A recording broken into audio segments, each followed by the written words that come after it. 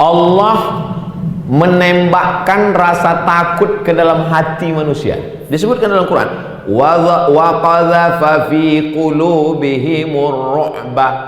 Qadhafa artinya melempar dengan batu. Saking kan cepatnya rasa takut itu ditanamkan Allah ke dalam hati manusia. Wa qadhafa fi qulubihimur ru'ba. Dalam hadis juga dijelaskan, di antara mukjizat Nabi Muhammad SAW, ditanamkan rasa takut ke dalam hati musuhnya itu masirata syahrin, perjalanan 1 bulan. Dan setelah diukur dengan perjalanan onta, Makkah di tengah, ke Yaman 1 bulan, ke Syam 1 bulan, ke Irak 1 bulan, ke Persia 1 bulan, ke Mesir 1 bulan. Pas Nabi di tengah. Ucapan bahwa Allah menanamkan rasa takut ke dalam musuh-musuhnya itu 1 bulan. Saya pun lama saya heran, kenapalah orang ini mengusir saya? Apa ditakutkannya dari saya? Berat saya pun 49 kilo kurang sebelum lockdown, sekarang bertambah sedikit. Apa ditakutkan? Orang kalau paranoid, orang kalau terlalu takut, habis nonton film hantu, menengok pucuk pisang macam pocong, ketakutan. Sampai saya ke airport Swiss, pas mau cop paspor, yang lain lewat, pas saya masuk dalam. Saya bilang, kenapa tak boleh masuk? Ditunjukkannya print. Katanya saya pernah ceramah di Amsterdam dan diusir, dideportasi. Saya bilang, this first time. Ini pertama kali saya datang kemari. Dia minta paspor. Mana mungkin kita bawa paspor lama? Ini paspor baru. Takut dia saya masuk ke Eropa. Dan tak mungkin dia kenal sama saya. Pasti ada orang dari sini mengirimkan. Itu takut itu ada dalam hati orang. Ada takut. Nah, itu takut yang ditanamkan ke dalam hati orang. Bagaimana dengan kita ini? Ada tak rasa takut tuh? Ada. Abu Bakar Siddiq yang 13 tahun belajar ke Nabi aja ada rasa takutnya. Tapi Nabi mengatakan, la tahzan. Jangan kau takut, jangan kau cemas, jangan kau khawatir. Innallaha ma'ana, Allah bersama kita. Bagaimana cara menghilangkannya itu Pak Ustadz? Pengalaman pribadi saya, menghilangkan cemas, takut, khawatir itu tidak ada cara lain kecuali mendekatkan kepada Allah. Ambil wudhu, sholat sunat, sholatnya pelan-pelan. Allah besar ini Allah, tapi kau lebih besar. Allahu Akbar, Allahu Akbar kabira, walhamdulillahi katsira, wa subhanallahi bukratan wa asila, wajjahtu wajhi, inna salati wa nusuki wa mahyaya wa mamati lah. Terasa dia sendiri datang pertolongan Allah SWT, hilang rasa takut. Habis itu zikir. Kalau ada tasbih 100, baca 100. Kalau kebetulan sedang pergi jauh atau di mana, atau di kebun atau di kantor tak ada tasbih, hitungnya pakai tangan. Ini kan 20 ini kalau sekali putar. 1, 2, 3, 4, 5, 6, 7, 8, 9, 10, 11, 12, 13, 14, 15, 16, 17, 18, 19, 20. Nah, jadi kalau kita buat 2 kali putaran 40, angka kesempurnaan itu 40, istighfar 40, sholawat 40, ayat kursi, subhanallah bihamdihi subhanallahil azim. Habis itu berdoa, terasa dia macam mengaduk kopi. Kopi itu kalau diaduk kan hancur kacau balau, tapi kalau dibiarkan turun ampas-ampasnya ke bawah, bening dia. Begitu jugalah hati kita yang sedang datang kacau, takut, khawatir, cemas, dengan zikir itu. Sekarang banyak orang kalau dia sedang takut, dia cemas, dia update status. Setelah dia update, di komen orang, makin takut. Karena komen orang tuh, ini ngeri nih nampaknya. Ini makin. Nah, itu pengalaman saya pribadi. Berdasarkan ayat wasta'inu bis sabri wassalah. Minta tolonglah kepada Allah dengan sabri. Sabri artinya menahan, tahan.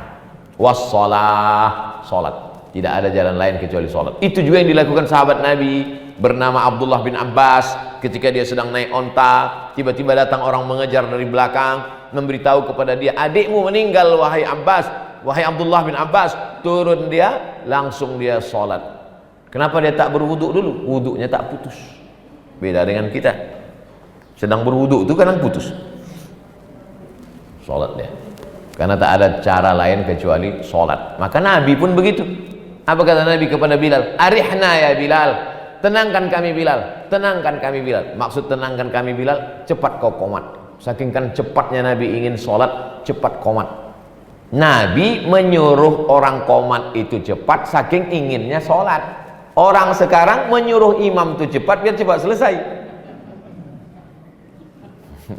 Begitu Pak Haji. Wallahu a'lam bishawab. Ya, ada pertanyaan yang kedua.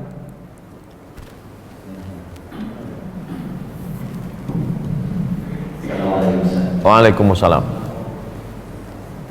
Ada satu pertanyaan yang mungkin untuk menguatkan kita bersama tentang ketika kita sholat, Rasulullah pernah melarang tidak boleh menutup mulut.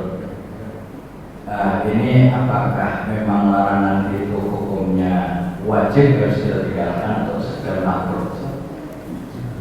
Assalamualaikum warahmatullahi wabarakatuh. Waalaikumsalam warahmatullahi wabarakatuh. Saya anjurkan untuk fikih untuk orang paling pemula, judulnya Fikih Islam Sulaiman Rasyid.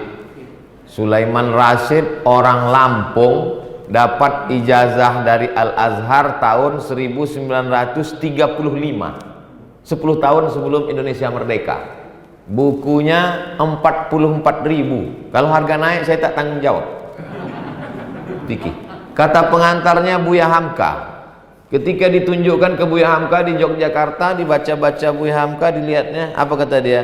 Sulaiman Rasyid, andai aku menulis buku fikih, belum tentu bahasanya sebaik ini. Puji Buya Hamka. Mazhabnya Syafi'i, karena dia di Al-Azhar fikih mazhab Syafi'i. Simple, supaya kita tahu rukun, syarat, wajib, sunat. Karena bagi kita yang awam ini bercampur aduk di situ semua. Tak bisa kita bedakan mana rukun, mana syarat, mana wajib, mana sunat. Tak bisa kita bedakan antara afdol tak afdol atau sah tak sah. Termasuk tentang masalah soft ini. Soft rapat itu apakah rukun atau syarat atau wajib atau sunat? Bukan rukun, bukan syarat, bukan wajib. Apalagi ketika terjadi ditambah pandemi. Begitu juga dengan menempelkan hidung ke lantai. Menempelkan hidung ke lantai itu bukan rukun, bukan syarat, bukan wajib, sunat.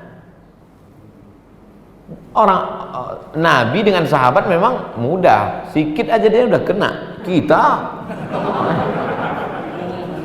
jadi kalau bapak sholat pakai masker, tertutup hidungnya, maka tetap sah. Begitu juga dengan sebagian mulut, dia bukan termasuk mubtilat yang membatalkan. Beda dengan batal wudhu. Batal wudhu tak ada tawar menawar, asal sudah batal wudhu, batallah dia. Atau maaf, perempuan tiba-tiba keluar beri maaf, tiba-tiba datang darah haidnya, itu tidak bisa berdalih, ini kan darurat. Tak ada darurat, walaupun 2 menit menjelang habis waktu.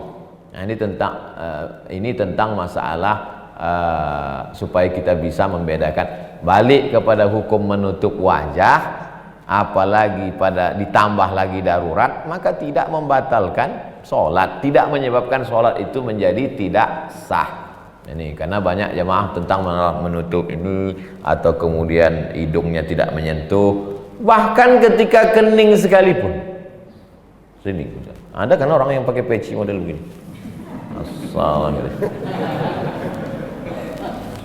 Sahabat Nabi sholat di atas pasir. Sholat di atas pasir.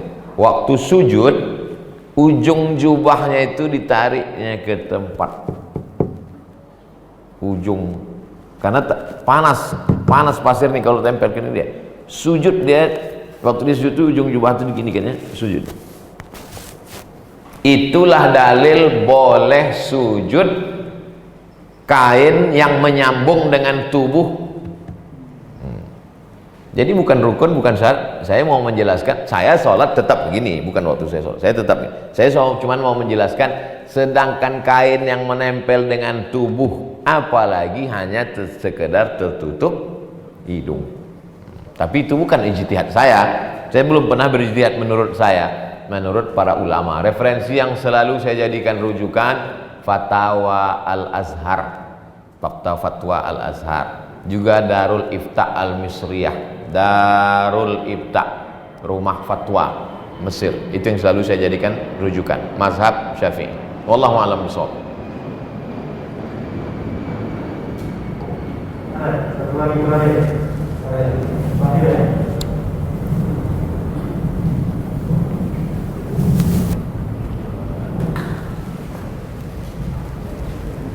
Assalamualaikum warahmatullahi wabarakatuh. Waalaikumsalam. Nama saya Suparto, sekarang berkali asli. Mohon maaf kalau ada kata saya yang salah. Saya maksud bertanya karena kalau enggak karena saya nanya Ustaz. Pertanyaan saya menghadapi puasa Asyura Muharram. Tanya ada harus di besok kan puasa Asyura tanggal 10 saja. Hari Sabtu maksudnya. Jadi ada iringan harinya sebelum atau sesudah itu. Yang kedua, mau saya berita yang mendengar di negara kita ini bahwa ada PKI sekitar lingkungan.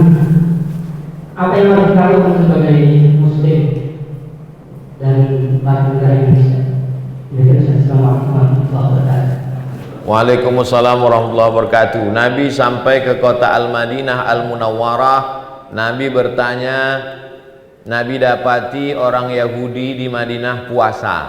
Yahudi di Madinah itu 3, Bani Nadir, Bani Quraidah, Bani Qainuqa. 3 suku puasa mereka. Kata Nabi, ayyu yaumin hadza, hari apa ini, kenapa kalian puasa?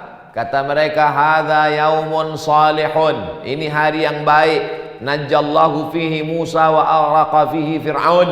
Hari ini Allah menyelamatkan Musa dan menenggelamkan Fir'aun. Musa selamat, Fir'aun tenggelam. Itu hari Sabtu 10 Asyura nanti. Peristiwanya sudah terjadi 3000 tahun yang lalu, tapi tetap diulang setiap tahun. Mereka bersyukur kepada Allah, syukran lillah, bersyukur kepada Allah karena Allah menyelamatkan Musa dan menenggelamkan Fir'aun. Lalu apa kata Nabi? Ana ahaqqu bi Musa minkum, aku lebih berhak terhadap Musa daripada kamu. Mafasamahu, Nabi pun melaksanakan. Hanya saja Nabi berpesan khaliful Yahud, bedakan dengan orang Yahudi. Orang Yahudi puasanya tanggal 10 saja. Kita untuk membedakan dengan Yahudi, sumu yauman qablahu, berpuasalah yang paling afdal 3, 9, 10, 11, Jumat, Sabtu, Ahad. Kalau tak sanggup 3, maka dilaksanakannya 9, 10. Saya insya Allah berniat kalau sampai panjang umur besok Jumat 9, 10. Besok masih ada jadwal di Jakarta, tapi insya Allah tetap puasa besok 9, 10. Adapun yang tidak boleh puasa tunggal itu adalah puasa hari Jumat. Jumat tak boleh puasa tunggal. Puasalah sehari sebelumnya, Kamis Jumat atau Jumat Sabtu. Adapun Bapak insya Allah puasanya tidak Jumat tunggal, Jumat dengan Sabtu, atau Sabtu dengan Ahad, maka laksanakan. Bagaimana kalau ada orang yang puasa hanya hari Sabtu saja, 1 hari berpuasa? Hadis tentang larangan berpuasa pada hari Sabtu, hadisnya syadz. Hadis syadz itu mukhalafatus thiqah liman huwa awsaq minhu, bertentangan riwayat yang thiqah dengan yang lebih thiqah. Oleh sebab itu hukum asal berpuasa hari Sabtu tunggal hukumnya boleh. Yang tak boleh Jumat saja, karena Jumat itu adalah hari Id, hari Id kita. Hari Id itu asalnya tak boleh berpuasa, tapi karena Idul Fitri, Idul Adha, tapi karena hari itu ditambah dengan berikutnya untuk membatalkan bahwa kita. Adapun yang melarang Sabtu itu karena dianggap memuliakan hari Sabat. Orang Yahudi disuruh pilihlah antara 7 hari ini kalian mau beribadah hari apa? Wa yauma la yasbituna la ta'tihim. Kami pilih hari Sabtu. Pas pada hari Sabtu itulah ikan sebanyak-banyaknya. Pas pada hari yang lain ikan tak ada, mereka langgar. Kita dikhawatirkan menyamai, menyerupai kalau memuliakan hari Sabtu. Tapi kita puasa hari Sabtu bukan karena memuliakan hari Sabtu seperti orang Yahudi memuliakan hari Sabat. Jadi begitu hukum asal. Nah, kita baiknya besok puasa Jumat dan hari Sabtu. Tentang masalah menghadapi komunis, sekuler, liberal, Syiah, kelompok-kelompok yang menyimpang di luar Ahlus Sunnah wal Jamaah, apa yang bisa kita lakukan? Untuk anak-anak kita, masukkan TK tahfiz, SD tahfiz, SMP, SMA boarding school. Kalau tak sanggup boarding school, full day, masuk pagi pulang sore. Paling tidak lihat nanti jadwal kurikulum. Kalau ada yang nawarkan sekolah, coba lihat apa pelajarannya. 5 mesti ada: akidah, akhlak, Quran, hadis, fikih, bahasa Arab, sejarah. Mesti ada yang 5. Kalau tak ada, jangan. Masukkan anak Anda masuk perguruan tinggi tanpa tes. Untuk apa dia jadi sarjana hebat kalau kafir? Tak ada gunanya dia berhasil. Kita minta Rabbi habli minas sholihin. Sholihin itu Quran, hadis, akidah, akhlak, bahasa Arab, sejarah Islam, fikih. Itu untuk anak-anaknya. Adapun untuk mak-mak, bapak, ibu jamaah, jangan tinggalkan kajian masjid. Kajian mulailah fokus. Kajian hadis dengan Ustadz Faisal, karena beliau belajar hadis di Karachi. Di sana banyak ahlul hadis. Ada kajian ahli hadis, ada kajian ahli hadas. Hadas itu fikih, suci mensucikan, darah haid, darah nipas, darah bisul, darah nyamuk. Nah, ini kaji fikih, ini penting. Fikih sholat, nah, fikih kitab apa yang dikaji. Senin malam Selasa akidah, Selasa malam Rabu fikih, Rabu malam Kamis hadis, Kamis malam Jumat sirah, Jumat malam Sabtu tafsir surat Al-Kahfi, tafsir surat Yasin. Kalau sudah hatam nanti tafsir juz amma. Sabtu malam Ahad tablik akbar, tahsin tajwid. Jangan pula hebat fikih tapi baca Quran ijazah. Nah, Al-Mukarram ada, beliau sibuk tak sempat, beliau punya murid-murid yang baik tahsinnya, makharijul hurufnya. Nah, ini semua insya Allah kalau program-program masjid ini rapat, setan tak masuk. Itu filosofi rapatnya sop, sawus sufuf, rapatkan sop. Sekarang tak bisa rapat Pak Ustadz, radikal simbol. Ini karena darurat. Tapi filosofi rapat sop itu maksudnya kalau rapat jadwal ini, rapat pengajian kita, rapat dengan ulama, tak masuk dia.